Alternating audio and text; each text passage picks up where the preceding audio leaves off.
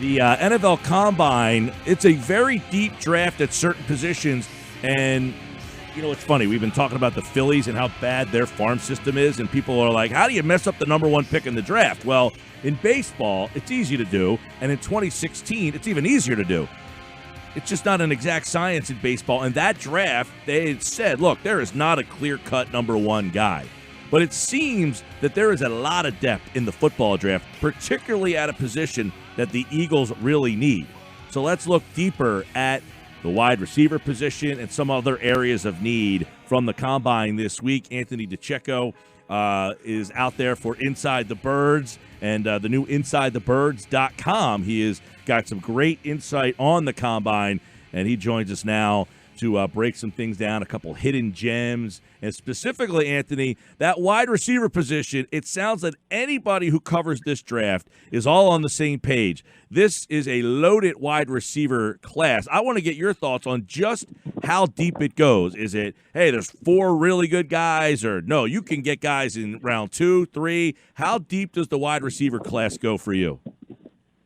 Well, by my estimation, it goes so you can see as many as 17 go in the first 3 rounds. And then after that, you're going to see a lot of talented guys that ordinarily would go in the first or second round, some drafts, but they're going to probably be found in the 4th or 5th round. So there's tremendous value at the wide receiver position. Look at the first round, 21. What is in that circle? Guys that might be in that 21 area. I know that Ruggs ran really well. Judy's a guy that a lot of people like. Are we talking those players, or they don't get to 21? Which guys do you think are there at 21? Well, Ruggs and Judy should be long gone by 21. The guys I'm looking at are C.J. Henderson, the cornerback from Florida, and I'm also looking at Justin Jefferson, the wide receiver from LSU. Those are 2 guys who should fall right in that range. But there's another guy that I like named Denzel, which is a wide receiver from Baylor. He's actually going to go between – I have him slated to go between where the Eagles pick in the first round and where they pick in the second round. So there's always that option of trading back if they really like the player.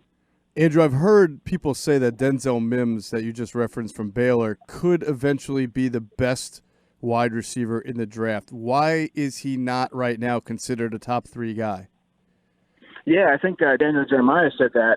And he's one of those guys, Denzel Mims, that he has the size, he has the speed, and as we all saw at the Combine with the 4.3 speed there. And he's starting to come into the picture now. He tore up the Senior Bowl. He tore up the Combine.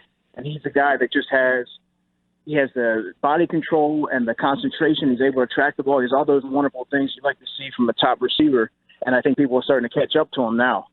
When we 21 on the mock draft you did for us on InsideTheBirds.com, you had Justin Jefferson. You and I talked briefly. It's a strange spot for the Eagles, right? Because Jefferson has been most productive from the slot, and it seems that the Eagles are, just bent on getting speed. How much did you wrestle there at 21 with Jefferson versus the cornerback C.J. Henderson versus was there another prospect at a different position that you were also considering there? Well, there's always the thought that Javon Kinlaw, the defensive tackle from South Carolina, could fall in that range. So I kind of wanted to put him there, but then I was torn between CJ, like you said, CJ Henderson and Justin Jefferson. So I tried to put my Howie Roseman hat on and think about how he would be thinking. And Justin Jefferson seems like the prototypical Eagles player. He's a reliable target, and kind of what Carson Wentz needs as that, reliable security blanket. He's going to come up with the tough catches, create separation, and all those good things. He ran a 4.4 at the Combine, right? So he clearly has speed, and he shows that speed on his game tape. But yet the fact that he is in that offense at LSU, he was a slot receiver, does that make it difficult to project if his skill set and speed translate to the perimeter where the Eagles really need help? Can he play the outside in the NFL and get that separation against the best corners he's going to face? I have my doubts that he can play on the outside and create that separation that you need from a top receiver, especially if you're taking him in the 21st overall pick. He struggled a little bit when he was put on the outside in the past, and he really thrived in the slot. The Eagles have enough players that can play in the slot. You need that dynamic player. So while I probably wouldn't go Justin Jefferson at 21, I just have this feeling that he's an Eagles type of receiver that they're going to target in that area. Who's the guy that you could see Howie actually trading up for? Like, you know what? I'm going to go after him. I'm going to go get him, whatever it takes. Henry Ruggs. I think anybody would like to trade up there for Henry Ruggs, but when you look at what the Eagles need, they need speed. Obviously, they're very speed deficient, and they have been for the past 2 seasons. I think he's a guy that you need to find a way to trade up for, probably above the Denver Broncos, who also are deficient in that area. And I think that Jeff and I were kind of talking about this. I think when you look at it, you look at kind of what you might have to give up. Maybe something similar to when the Saints traded up for the defensive end. I think it was 2 years ago. Here's, you mentioned Jefferson, and you kind of, I saw some comparisons to like a guy like a Keenan Allen, like a slot guy. He did run pretty well out there, but Right. ultimately, if the Eagles decide at 21, this is a really deep wide receiver class, we're going to pass on wide out in that first round. Number one, do you like, a corner? Is there somebody that you're like, you know what, if they do that, there is this guy that I think would be a great fit for them in that spot? Yeah, C.J. Henderson or Christian Fulton from LSU. I have Christian Fulton going to Dallas, I believe, at 17. But I think that there's a realistic chance that he may slip down in that area. And if they have the choice between Fulton and Henderson, well, that's a good choice. That's based on the flavor. And, I particularly like C.J. Henderson and what he brings to the table from a skill set perspective over Fulton. But, I mean, both players are blue-chip prospects. Now, my second part of that is, let's say they do pass on a wide receiver in round number 1. Are there guys that you think are perfect fits for that round number 2 area where, hey, we got the guy at corner we wanted in round 1, and because of the depth at wideout, we really got someone we like in round 2 to play that position? Yeah, well, ordinarily I would say Denzel Mims, but I believe he's going to be going before 53, somewhere in the 35 to 40 range.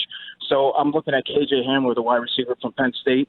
He's a guy that he's a burner, but he's very small. He's about 178 to 180 pounds. So he's very diminutive, obviously, but he has that speed that the Eagles need, and I think he's going to go right around that range.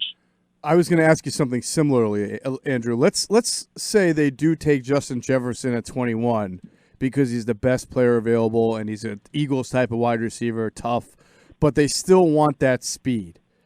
I don't know if Hamler will still be on the board by the time they pick next, but we saw last year the Giants got a guy in the 5th round, Slayton, right, who does stretch the field. He may not be a complete receiver, but he was able to at least provide that field-stretching ability. Is there somebody you could see the Eagles then going back and taking to pair with Jefferson in this draft who's just going to really add that field-stretching ability on either late day 2 or day 3? Yeah, that's going to be Tyree Cleveland, the wide receiver from Florida.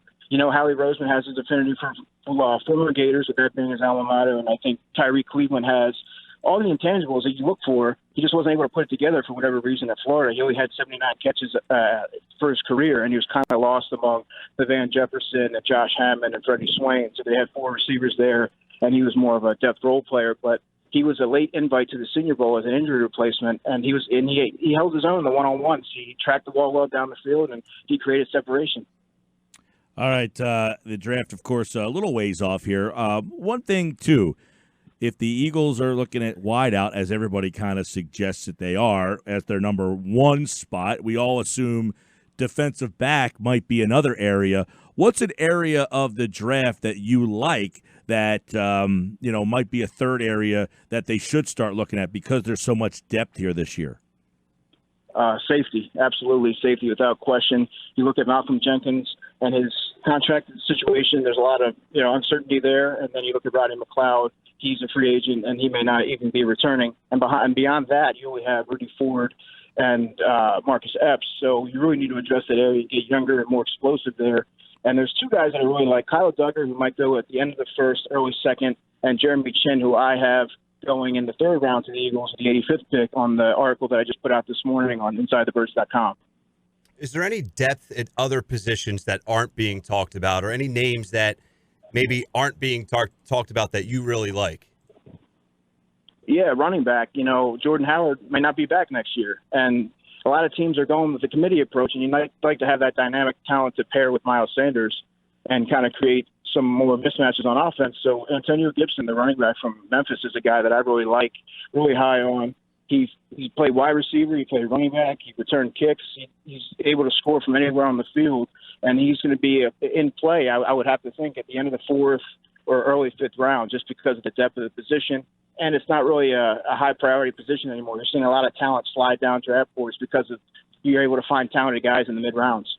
Well, let's get crazy here, Andrew, because there are some reports that surfaced during the Combine that the Eagles might be willing to part ways with Andre Dillard, who they just traded up for in the first round, and that they're interested in – you heard Doug Peterson say they want to bring Jason Peters back. So if for whatever reason they move on from Dillard to maybe move up in the draft or whatever, and they bring back Jason Peters, I've been told that this is a very strong offensive tackle class. We saw the guy who weighs 360 pounds run a 5'1", which is amazing. Who is someone that you could see the Eagles targeting, probably not first or second round, but maybe third, fourth, fifth, to then try to get back that left tackle successor that they would get rid of? Maybe Austin Johnson from USC. I could see him going in the second round. He's got some first-round buzz. But like you were saying, the draft is so deep that you're seeing a lot of talent getting pushed out and getting into the top end of the second round. But that's very interesting that you brought that up because I was kind of mulling that over, and it is a possibility with all the all the rumors that you're starting to hear. We're in that part of the the off season where you start to hear a lot of rumors. So I think that could be a possibility. By the way, I would assume. Listen, I know this. We're going to have you do a 2.0 of this draft. It had to have been difficult to do this without the announced compensatory picks, because the Eagles theoretically could have had a second, third, or fourth round pick because of Foles and a couple of more picks that might have changed where you took guys and what positions you might have been addressing. Is that something you thought of when you were doing it? Yeah, I did, and especially when I was looking at Jeremy Chin at 85. I have him at the top 75 pick on my board. Mm-hmm. So in order to get him, realistically, I think they're going to have to trade up. So he's going to be I was kind of keeping that in the back of my mind that they can always use a compensatory pick to trade up to get him. And I think after Jeremy Chin, there is a little bit of a drop-off as far as guys being NFL ready and able to step right in. And that's kind of what the Eagles need right now. Andrew DiCecco, senior draft analyst. You can check out his stuff at InsideTheBirds.com. DiCecco NFL on Twitter. As we get more closer to the draft, we'll continue to kind of look at some things. But check out at Inside. Andrew, thanks on, man. Anytime, guys. Take care. Thanks, Drew. And one area that we haven't kind of dove into yet, and he just brought it up at the end, is running back. Yeah. Is that a spot that if they let Jordan Howard go, do you have to try to find one of those guys? And we know the vogue thing to do now is get a guy in like the third, fourth, fifth round, somewhere in that range. But if you don't draft a wideout in the first round, are you thinking about wide out in like the second and third, and then you're pushing your running back to maybe that fourth or fifth?